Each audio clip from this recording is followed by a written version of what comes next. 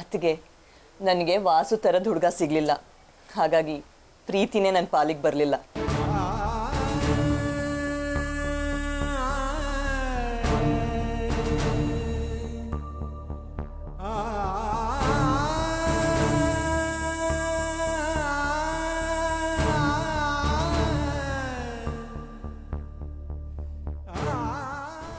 ಪಾಪ ವಾಸು ಅದೆಷ್ಟು ನೋವು ಅನುಭವಿಸಿರ್ತಾನೋ ಏನೋ.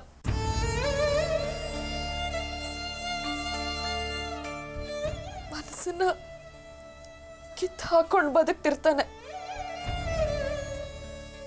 ನಾನು ಖುಷಿ ಕಿತ್ಕೊಂಡೆ. ಸಹಾಯ ಮಾಡೋ ನೆಪದಲ್ಲಿ ಅವನ ಬದುಕನ್ನೇ ಚೂಟ್ ಹಾಕ್ದೆ.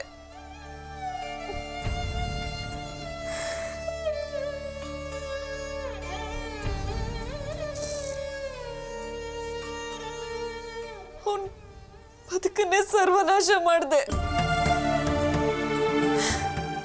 ನನ್ನ ಪಾಪಿ ಅದಕ್ಕೆ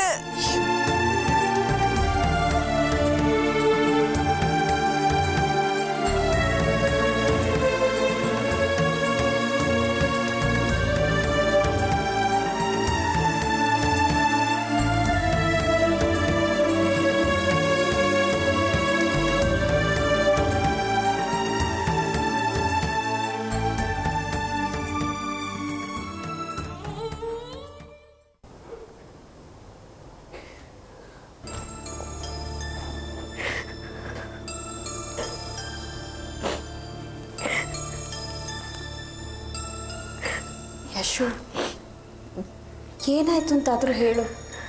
ಸುಮ್ಮನೆ ಹೀಗೆ ಅಳ್ತಾ ಕೂತ್ರೆ ನಾನೇನು ಅರ್ಥ ಮಾಡ್ಕೋಬೇಕು ಹೇಳು? ಅಷ್ಟು ಅರ್ಥ ಆಗಲ್ವ ಗಿರಿಜಕ್ಕ? ಅಕ್ಕ ಆಡೋದು ನೋಡ್ರೆ ಬಾವಂದೇನೋ ಕಿರಿಕಾಗಿದೆ, ನನಗೆ ಗೊತ್ತಿಲ್ವಾ? ಹೌದೇನೆ? ಏನಾದರೂ ಜಗಳ ಆಯ್ತಾ? ಜಗಳ ಆಗಿದ್ದಿದ್ರೆ ಪರವಾಗಿರ್ಲಿಲ್ಲ, ಅದಲ್ಲ. ಮತ್ತೆ ಗಿರಿಜಕ್ಕ, ನೀನು ಹೇಳಿದ್ದೆಲ್ಲ ನಿಜ ಆಗ್ತದೆ. ರಘು ಇನ್ನೊಂದು ಹೆಣ್ಣೆ ಜೊತೆ ಸಹವಾಸ ಕೇಳ್ತಿದ್ದಾನೆ.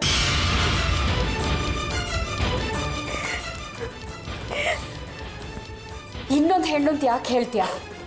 ದೇವಕಿ ಅಂತ ಹೇಳು. ನನಗದ್ರ ಬಗ್ಗೆ ಅನುಮಾನ ಇರಲಿಲ್ಲ ಯಶು, ಖಚಿತವಾಗಿ ಇದೆ ಅಂತ ಅನಿಸಿತ್ತು. ಗಿರ್ಜಕ್ಕ, ಇದಕ್ಕೆಲ್ಲ ಕಾರಣ ಇವಳೆ. ಯಾವಳು ನಾವು ಕರ್ಕೊಂಡು ಬಂದು ಮನೇಲಿ ಇಟ್ಕೊಳ್ಳೋ ದೌಲತ್ ಇವಳಿಗೆ ಬೇಕಾಗಿತ್ತು. ಯಾರ್ಯಾರನ್ನ ಎಲ್ಲೆಲ್ಲಿ ಇಡಬೇಕು ಅಲ್ಲೆಲ್ಲ ಇಡಬೇಕಾಗಿತ್ತು. ನಾನೇನಾದ್ರೂ ಕೇಳಕ್ ಹೋದ್ರೆ ನನ್ನ ಮೇಲೆ ರೇಗ್ತಿದ್ಲು. ತುಂಬ ತಪ್ಪು ಮಾಡಿದೆ ಯಶು.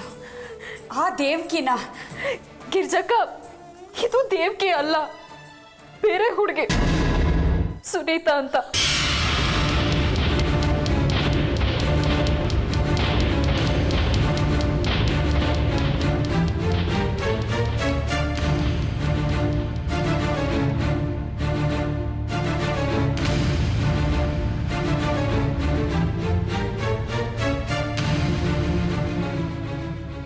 ರಘು, ಯಾರದು ಸುನೀತಾ? ಯಾವ ಸುನೀತಾ? ಯಾಕೆ ಬಾವ, ನಿಮಗೆ ಗೊತ್ತಿಲ್ವಾ? ರೆಸಾರ್ಟ್ ತುಂಬ ಅವಳ ಹೆಸರು ಸುತ್ತಾಡ್ತಾ ಇದೆ. ರೆಸಾರ್ಟಲ್ಲಿ ಕೆಲಸ ಮಾಡೋರ್ಗಲ್ಲ ಸುನೀತಾ ಮೇಡಮ್. ಇಷ್ಟಲ್ಲ ಆದ್ಮೇಲೆ ನಿಮ್ಗೆ ಗೊತ್ತಿಲ್ಲದೆ ಇರೋದಕ್ಕೆ ಸಾಧ್ಯ ಹೇಗೆ?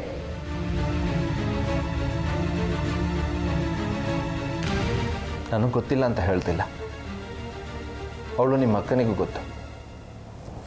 ಕೇಳು ಗಿರ್ಜಕ್ಕ.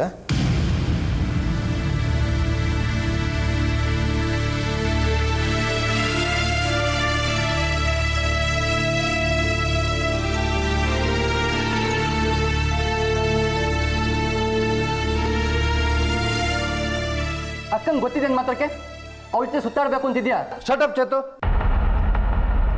ಬಾಯಿಗೆ ಬಂದಾಗೆಲ್ಲ ಮಾತಾಡಬೇಡ. ಜೊತೆಲಿ ಓಡಾಡಿದ ತಕ್ಷಣ ಸಂಬಂಧ ಅಂತಲ್ಲ. ನನಗೆ ನಿನ್ನ ವಯಸ್ಸು ಅಲ್ಲ. ನಾನು ಚಿಕ್ಕೋನು, ಈ ಮನೇಲೆ ಬೆಳೆದೋನು, ನನ್ನ ಬಾಯಿ ಮುಚ್ಬೋದು. ಆದರೆ ಇಡೀ ರೆಸಾರ್ಟಲ್ಲಿ ಕೇಳೋ ಪಿಸು ಮಾತಿಗೆ ನೀವು ಶಟಪ್ ಅನ್ನೋಕ್ಕಾಗಲ್ಲ. ಅದಕ್ಕೂ ನನಗೂ ಸಂಬಂಧ ಇಲ್ಲ. ಆದರೆ ನಮ್ಮ ಮನೇಲೆ ಅಸಹ್ಯವಾದ ಮಾತುಗಳು ಹೊರಡ್ತಾ ಇದೆಯಲ್ಲ, ಅದು ನನಗೆ ಇಷ್ಟ ಆಗಲ್ಲ ಅಷ್ಟೇ. ಏನ್ ಮಾಡ್ತೀಯ ರಘು?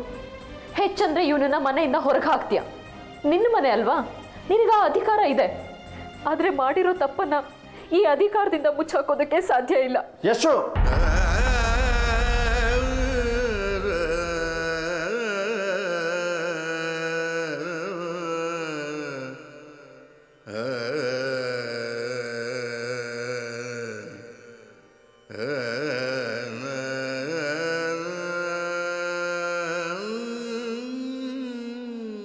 ನಾನು ನೋಡ್ತಾನೆ ಇದ್ದೀನಿ.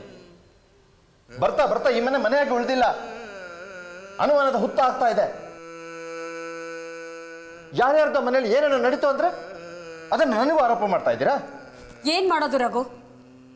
ನಾನು ನನ್ನ ಗಂಡನ ಅಪನಂಬಿಕೆ ಇಲ್ಲದೆ ನೋಡ್ಕೊಂಡೆ, ಆದರೆ ಏನಾಯ್ತು? ಹಾಗಂತ ನನ್ನನ್ನು ಅದೇ ಗುಂಪಿಗೆ ಸೇರಿಸ್ಬಿಟ್ರ? ಮಾತಾಡೋಕೆ ಮುಂಚೆ ಯೋಚಿಸ್ಬೇಕು. ಪರಿಚಯ ಅಂದ ಮಾತ್ರಕ್ಕೆ ಸಂಬಂಧನ? ದೇವಕಿ ಜೊತೆ ಇದೇ ರೀತಿ ಸಂಬಂಧ ಕಟ್ಟಿದ್ರಿ, ಈಗ ಸುನೀತಾ. ಅವತ್ತಿಂದ ನಾನು ರಘು ಜೊತೆ ಕ್ಲೋಸ್ ಆಗೇ ಇದ್ದೀನಿ ಅಂತ ಸುನೀತಾ ಹೇಳಿದ್ಲಲ್ಲ, ಅದ್ರ ಅರ್ಥ ಏನು? ಯಾವಾಗ ಹೇಳಿದ್ಲು? ಈಗ ಫೋನಲ್ಲಿ ಹೇಳಿದ್ಲು. ತುಂಬಾ ಕ್ಲೋಸ್ ಅಂತೆ ನೀನು.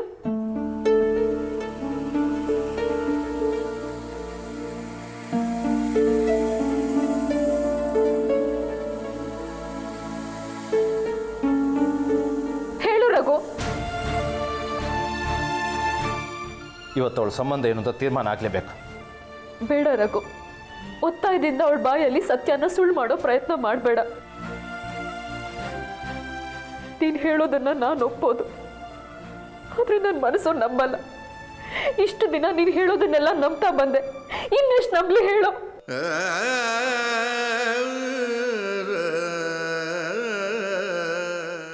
ಆದಷ್ಟು ಬೇಗ ನಿನ್ನ ಹೆಂಡತಿ ಅನುಮಾನ ದೂರ ಮಾಡು, ಇಲ್ಲಾಂದ್ರೆ ನನ್ನ ಅಪ್ಪನ ಯೋಗ್ಯತೆ ಇಷ್ಟೇ ಅಂತ ನನ್ನ ಹೊಟ್ಟೆಲಿರೋ ಮಗು ಹೇಳುತ್ತೆ. ಇದು ಅಸಹ್ಯ ಅಲ್ವಾ? ಹೆಸ್ಗೆ ಅನ್ಸಲ್ವಾ?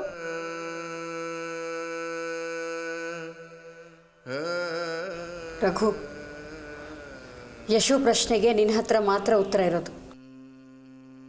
ನನಗೆ ಉತ್ತರ ಬೇಕಿಲ್ಲ ರಘು. ನನ್ನ ಅನುಮಾನ ದೂರ ಆಗಬೇಕು, ನನಗೆ ನಂಬಿಕೆ ಬರಬೇಕು. ಸ್ವಲ್ಪ ಸಮಯಾವಕಾಶ ಕೊಡಿ ಯಶು, ಎಲ್ಲದಕ್ಕೂ ಉತ್ತರ ಕೊಡ್ತೀನಿ. ಆದರೆ ಅಲ್ಲಿವರೆಗೆ ನಿನ್ನ ಗಂಡನ ಮೇಲೆ ನಂಬಿಕೆ ಇರಲಿ.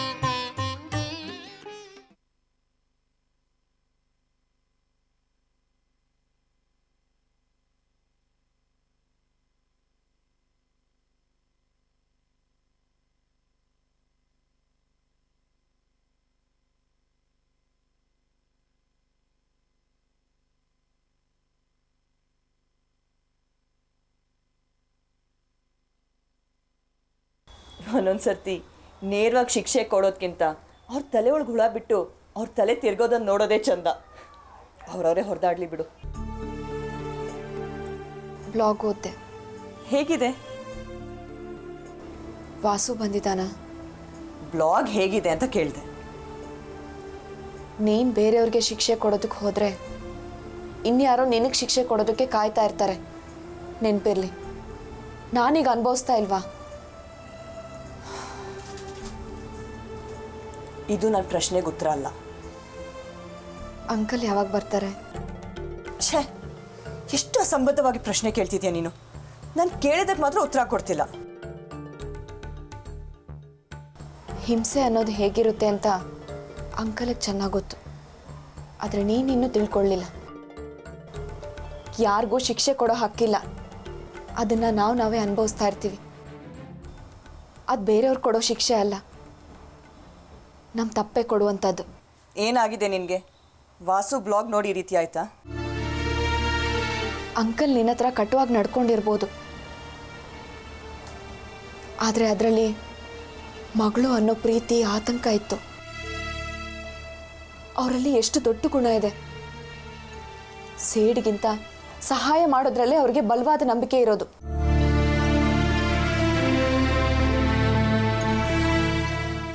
ಹೇ ದೇವ್ಕಿ, ಯಾಕೆ ಏನೇನೋ ಮಾತಾಡ್ತಿದ್ಯಾ? ಬ್ಲಾಗ್ ಓದಿದ್ದೀನಿ ಅಂತಿದ್ದವಳು ಈಗ ಬೇರೆ ಎಲ್ಲೆಲ್ಲೋ ಮಾತು ಬೆಳೆಸ್ತಿದ್ಯಲ್ಲ. ಸುನೀತಾ, ಯಶೋದಾಗೆ ಈ ರೀತಿ ತೊಂದರೆ ಕೊಡಬೇಡ ಪ್ಲೀಸ್. ಇದರಿಂದ ನಮ್ಗೆ ಒಳ್ಳೇದಾಗಲ್ಲ.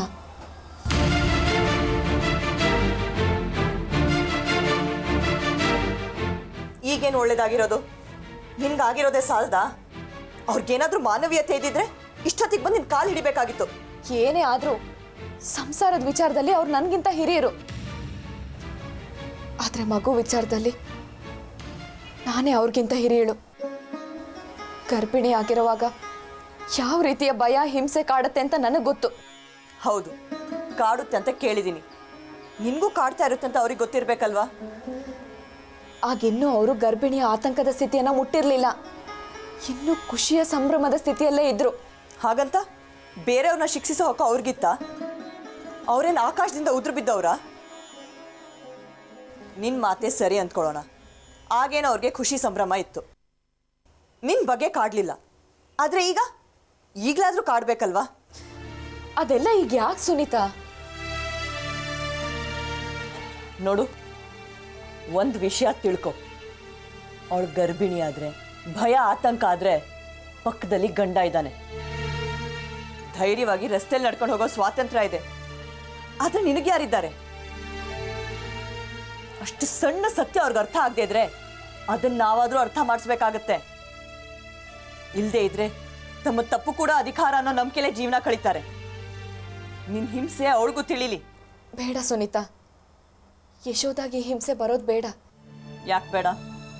ಸ್ವಲ್ಪ ಅನುಭವಿಸ್ಲಿ ಬಿಡು. ಈ ಜಗತ್ತಿನ ಬೇರೆಯವ್ರ ನೋವು ಅವ್ರಿಗೂ ಗೊತ್ತಾಗ್ಲಿ. ನಿನಗೆ ಅರ್ಥ ಆಗಲ್ಲ ಸುನೀತಾ. ಆಗ ಅನುಭವಿಸೋದು ಯಶೋದ ಅಲ್ಲ, ರಘು. ಪಾಪ ರಘು ನನ್ನನ್ನು ತುಂಬ ಚೆನ್ನಾಗಿ ನೋಡ್ಕೊಂಡಿದ್ದಾರೆ. ತುಂಬ ಒಳ್ಳೆಯವರು. ಒಳ್ಳೆಯವರಾಗಿದ್ರೆ ನನ್ನ ಹತ್ರನಾದ್ರೂ ಸತ್ಯ ಒಪ್ಕೋಬೇಕಿತ್ತು. ತಪ್ಪು ಮಾಡೋಕ್ಕಿಂತ ತಪ್ಪಿಗೆ ಸಪೋರ್ಟ್ ಮಾಡೋದು ಕೂಡ ಅಪರಾಧ. ಇದನ್ನ ಕಾನೂನು ಹೇಳುತ್ತೆ, ಸಮಾಜನೂ ಹೇಳುತ್ತೆ, ನಮ್ಮ ಆತ್ಮಸಾಕ್ಷಿನೂ ಹೇಳುತ್ತೆ. ರಘು ಯಶೋದಾಗ ಆತ್ಮಸಾಕ್ಷಿ ಇದೆಯಾ ಅಂತ ನಾನು ಅವ್ರನ್ನ ಪರೀಕ್ಷೆ ಮಾಡ್ತಿರೋದು.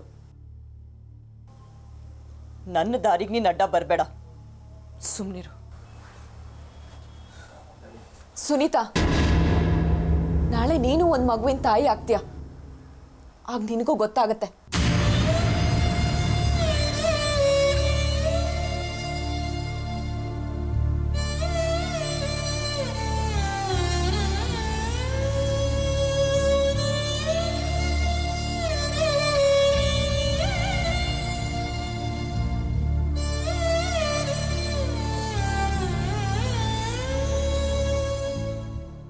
ಜಗತ್ತಿನ ಅತಿ ಕೆಟ್ಟ ನಡವಳಿಕೆ ಈ ಇಮೋಷನಲ್ ಬ್ಲ್ಯಾಕ್ ಮೇಲ್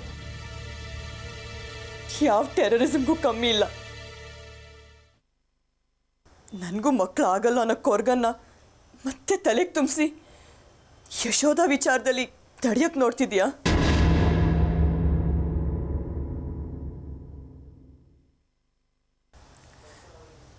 ಸುನೀತಾಗೆಲ್ಲವೂ ಅರ್ಗುತ್ತೆ, ಅರಗಿಸ್ಕೋತಾಳೆ. ನಿನ್ನನ್ನೇ ಈ ಸ್ಥಿತಿಲಿ ಅರಗಿಸ್ಕೊಂಡಿಲ್ವಾ ದೇವ್ಕಿ?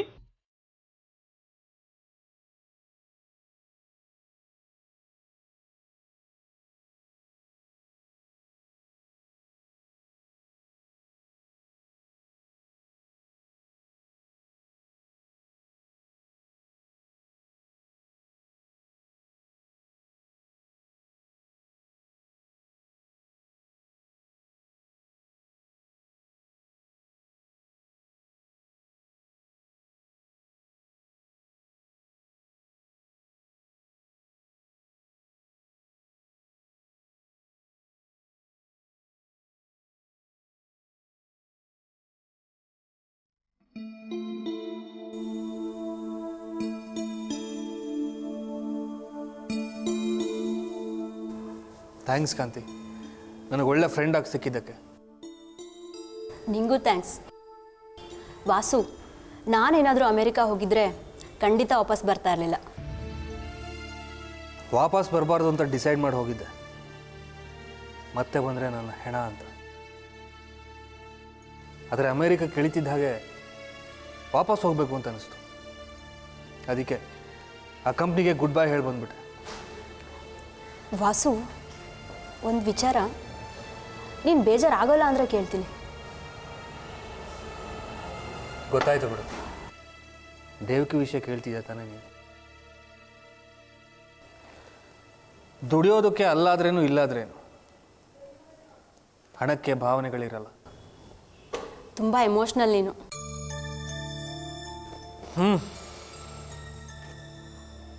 ಭಾವಗಳ ತೊಟ್ಟಿಲಲ್ಲಿರೋ ಮಗು ಥರ. ಬಹುಶಃ ಇದು ಭಾರತೀಯರ ಮನಸ್ಸು ಅನ್ಸುತ್ತೆ. ಅದಕ್ಕೆ ಸುನೀತಾ ಯಾವಾಗಲೂ ಬೈತಿರ್ತಿದ್ಲು. ಹೌದು, ಸುನೀತಾ ಬರೋದು ಯಾವಾಗ? ಅವಳು ನಿನ್ನ ಕ್ಲೋಸ್ ಫ್ರೆಂಡ್ ಅಲ್ವಾ? ಅವಳ ಬಗ್ಗೆ ನನಗೆ ಗೊತ್ತಿರುತ್ತೆ. ಎಷ್ಟು ದಿನ ರಜಾ ಅಂತ ಲೀವ್ ಲೆಟ್ರಲ್ಲಿ ಏನು ಮೆನ್ಷನ್ ಮಾಡಿರಲಿಲ್ಲ. ಏನೇ ಆಗಲಿ, ಸ್ವಾಮಿ ನನಗೆ ತುಂಬ ಉಪಕಾರ ಮಾಡಿದ್ದಾರೆ. ಅದಕ್ಕೆ ಸುನೀತಾ ಕಾರಣ ಆಗ್ತಾಳೆ.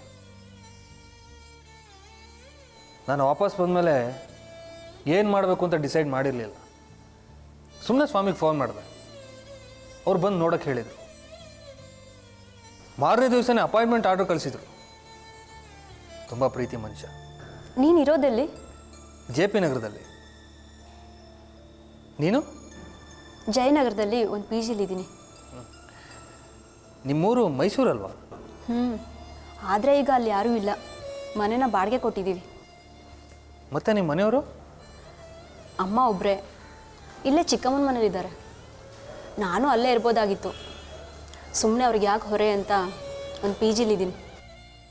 ಅದಕ್ಕಿಂತ ಹುಡುಗಿರಿಗೆ ಇಂಡಿಪೆಂಡೆಂಟ್ ಆಗಿರಬೇಕು ಅನ್ನೋ ಆಸೆ ಜಾಸ್ತಿ ಅಲ್ವಾ? ಹಾಗೇನಿಲ್ಲ ವಾಸು, ನಿಜ ಹೇಳಬೇಕು ಅಂದರೆ ನಂಗೆ PGಲಿರೋದು ತುಂಬಾ ಕಾಸ್ಟ್ಲಿ. ನಾವು 4 ಜನ ಸೇರಿ ಒಂದು ರೂಮಲ್ಲಿದ್ದೀವಿ. ತಿಂಗಳಿಗೆ 7-8 ಸಾವಿರ ಆಗುತ್ತೆ. ಸ್ವಲ್ಪ ಕಷ್ಟನೇ, ಆದರೂ ಹೇಗೋ ಅಡ್ಜಸ್ಟ್ ಮಾಡ್ಕೊಂಡಿದ್ದೀವಿ. ನಿಂದು ಮನೆನಾ? ದೊಡ್ಡ ಮನೆ, ಆದರೆ ಒಬ್ಬಂಟಿ. 3 ರೂಮ್ ಇದೆ. 1 ರೂಮ್ ಬಿಟ್ಟರೆ ಇನ್ನು 2 ರೂಮ್ ಲೈಟ್ ಹಾಕಲ್ಲ. ಭೂತ ಬಂಗ್ಲೆ ಒಳಗೆ ಹೋದಾಗ ಅನ್ಸುತ್ತೆ. ನೀನು ಬೇಕಾದರೆ ಬಂದಿರ್ಬೋದು. ಅಟ್ಲೀಸ್ಟ್ ಇನ್ನೊಂದು ರೂಮ್ ಆದರೂ ಬೆಳಕು ಕಾಣ್ಬೋದು.